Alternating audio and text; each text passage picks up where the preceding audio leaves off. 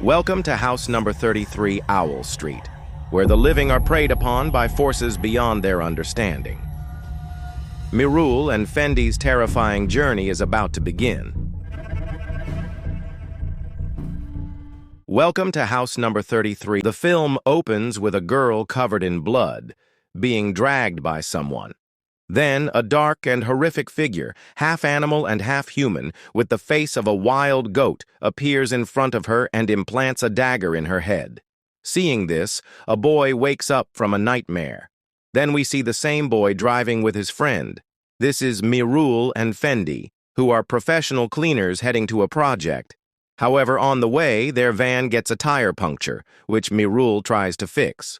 Through their conversation, we learn that Mirul had a twin brother named Lukman, but they were separated when they were 2 years old. As they are repairing the flat tire, a red car arrives, and a man gets out to approach them. This is Adam, who offers to help them, but they decline his offer. As he leaves, he warns them to be careful because there are many snakes in the area. After this, we see that Mirul and Fendi have reached house number 33 Owl Street, which is their destination. Here, Mirul gets a flashback of the same girl who was killed by an animal-like human. Mirul feels like the house is giving him a déjà vu. Then, they get out of the van, and Mirul sees a girl standing in front of him. However, when he looks again while unloading the van, the girl is no longer there, which shocks Mirul. There's been a suicide case here, and after that these people have come to renovate the house. However, the house doesn't have any caution tape.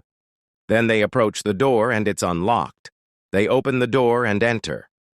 A foul smell is noticeable inside the house. Then Fendi tries to turn on the light, but it doesn't work. They're not going to work here in the dark. They start searching for the fuse. Fendi heads upstairs, and Mirul inspects the downstairs area. Mirul enters a room and finds maggots crawling aimlessly on the carpet. He takes a photo of it. Meanwhile, Mirul is downstairs and Fendi is upstairs, both inspecting their surroundings. When Fendi enters a room, he finds the walls covered in blood. Downstairs, Mirul finds the fuse box and turns it on. Just then, Fendi comes and tells him that upstairs is a mess and needs a lot of work. Mirul also found a disturbing scene downstairs. It turns out that there have been deaths in 2 rooms in this house, not just one. Then Mirul starts taking photos with Fendi in that room for the report. The splattered blood makes Mirul suspect that it wasn't a suicide, but a murder where the victim tried to escape. Fendi checks the blood on the floor, which is absolutely fresh. After that, Fendi starts inspecting the room and feels some movement coming from a room nearby as he passes by. Fendi peeps through the lock and sees someone passing by inside, which makes him extremely frightened. On the other side, Mirul sees rats and maggots eating flesh under a bed. Then we see Mirul and Fendi standing outside a room looking at a hanging rope inside. Now they have 3 sites of murders. Mirul instructs Fendi to call the office, but there are no signals available. The hanging rope is in the washroom, which has a commode and bathtub filled with blood. Now they plan the cleaning process, but first they need to install a power generator so that no part of the house is without light. Then they bring the power generator and other cleaning items from the van into the house.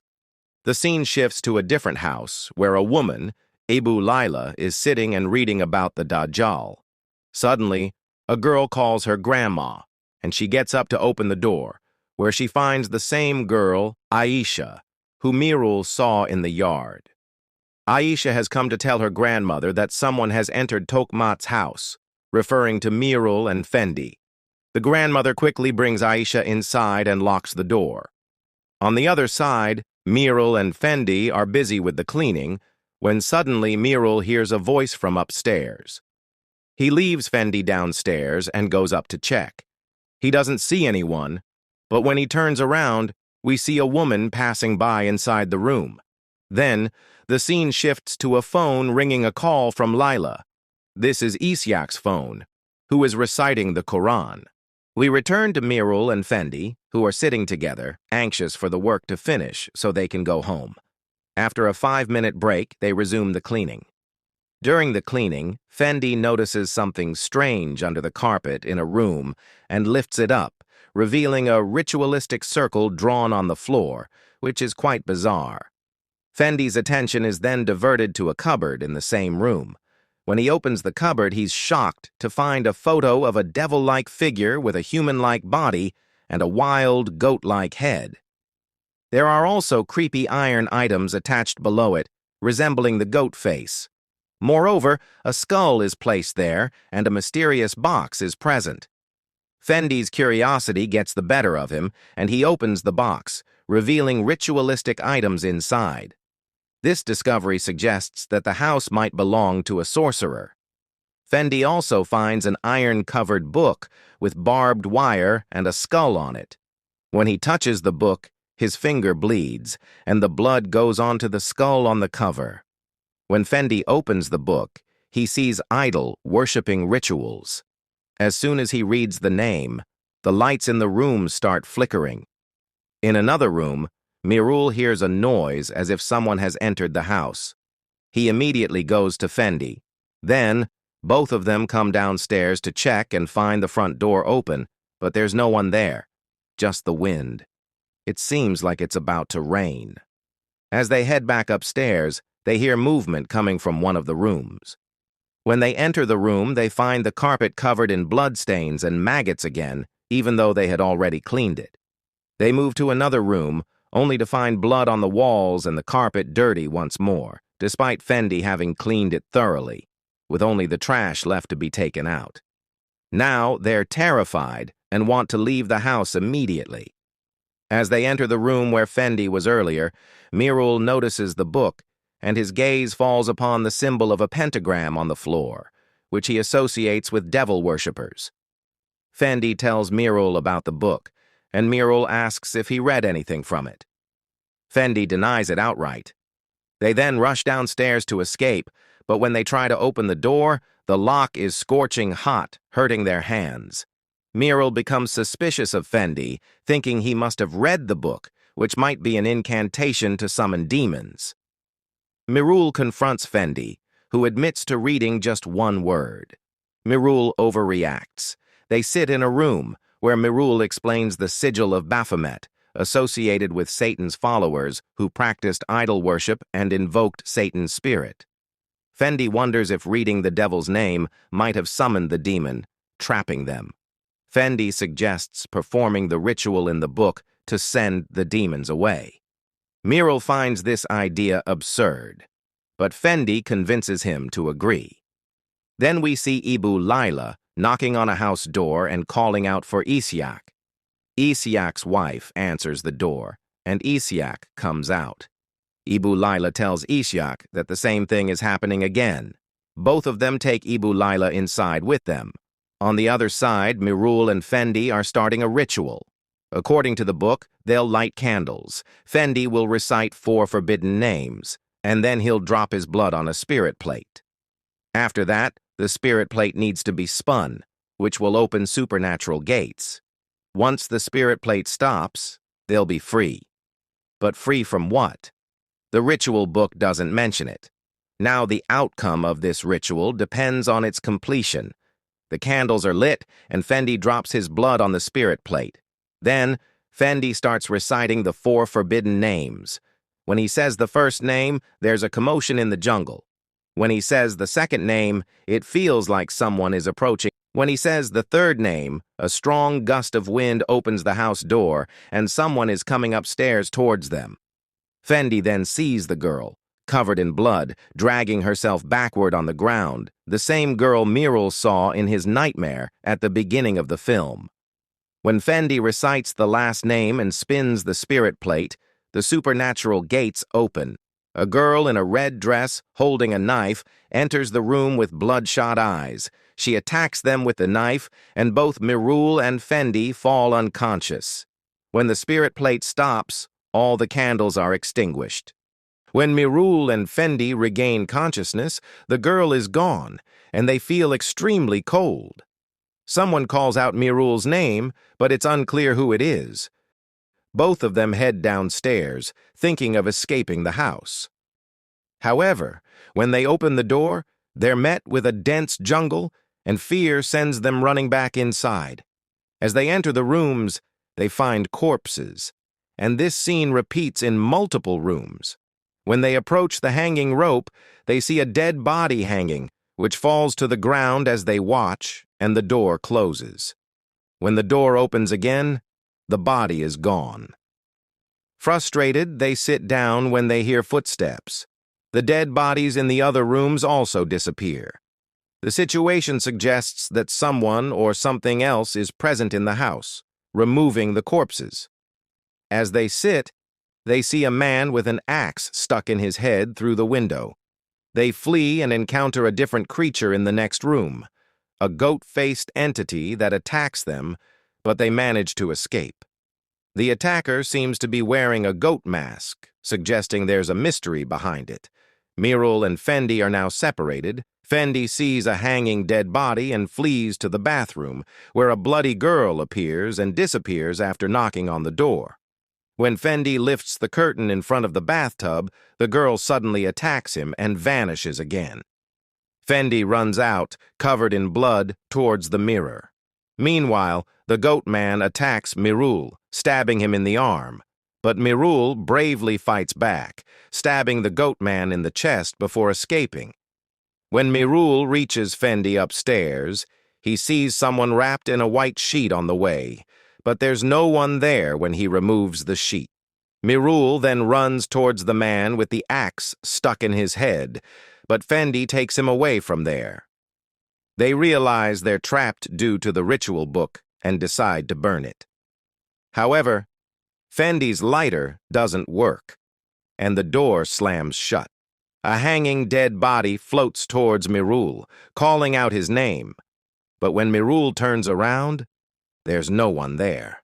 As they try to leave, they're confronted by the girl again, and they flee to a different area. Now we see Mirul alone, with Fendi's corpse next to him. It turns out Fendi was killed by the attacker girl when he ran towards the mirror after being stabbed in the bathroom, as revealed in a flashback. Mirul gets up from Fendi's side and approaches him, and Fendi's ghost is standing in front of him, smiling. Mirul hits him, and his head spins around, but he fixes it back. Fendi has turned into a complete ghost with red eyes, and Mirul runs away from there. Now the man with the axe stuck in his head appears in front of Mirul, and Mirul removes the axe from his head and kills him. Then he goes back to Ghost Fendi and stabs him in the head with the axe. Now, Mirul picks up the ritual book and walks away, and the goat man attacks him. But Mirul escapes from him. Then the ghost girl attacks Mirul, but Mirul kills her with the ritual book. Then he goes to the kitchen to burn the book, but there's no gas available. At the same time, the goat man drags Mirul into a room. In that room, the goat man attacks Mirul, and Mirul tries to defend himself strongly. Meanwhile, we see Ishak and Laila reciting Lo-e Qurani. Mirul escapes that world and regains consciousness, but Fendi's life is still in danger because he's still unconscious in that world. Ishak and Layla go back into the unconscious world. In that world, Fendi regains consciousness and doesn't die. Now, the goat man attacks Fendi and stabs him in the leg. Fendi tries to run away from him, but the goat man overpowers Fendi. Layla and Ishak use the power of Ayat-ul-Kursi to reduce the goat man to ashes. At the same time, Mirul regains consciousness and finds himself in Layla's house, and Fendi is also sleeping in another room. Layla tells Mirul that they were trapped in that house in an outer conscious world because of the cursed book, which keeps coming back to the room no matter how many times you throw it away because the house itself is cursed. Mirul is curious about whose house it is, and Layla tells him it belongs to her brother. However, since his son Adam and daughter-in-law Maisara returned from Europe, they've started practicing Satan worship and shirk. Mirul asks about the woman in the red dress and the man, and Layla shows him an album, explaining that Maisara swore allegiance to Satan while wearing a red dress and has been wearing it ever since. When Mirul sees a photo of a couple in the album, he asks Layla about it, and it turns out to be Adam and Mizara. Mirul realizes that these are the same people he met the day before when their van had a flat tire, and a man in a red car came to help. Layla reveals another shocking truth. Adam and his wife died in a car accident abroad 2 years ago. A flashback shows Adam meeting Mirul and Fendi, hypnotizing them and asking them to read the cursed book at house number 33 Owl Street. After hypnotizing them, Adam warns them to be careful with snakes and leaves to join his wife. He tells Mizara that he's hypnotized them, and if they fail, they'll find new victims, as long as people believe they're dead. It turns out that they are alive, not died. Mizara's lenses are red, and she finds Mirul's face familiar, similar to a previous victim. Meanwhile, in the cursed house, the goat man kills the ghost girl by stabbing her with a knife. Adam and Mizara arrive, and Mizara asks the goat man to remove his mask, revealing a boy named Lukman, Mirul's long-lost twin brother. Adam asks Lukman to hang himself, and the hanging dead body is revealed to be Lukman. The film ends with Adam wearing a goat mask and Mizara dancing together.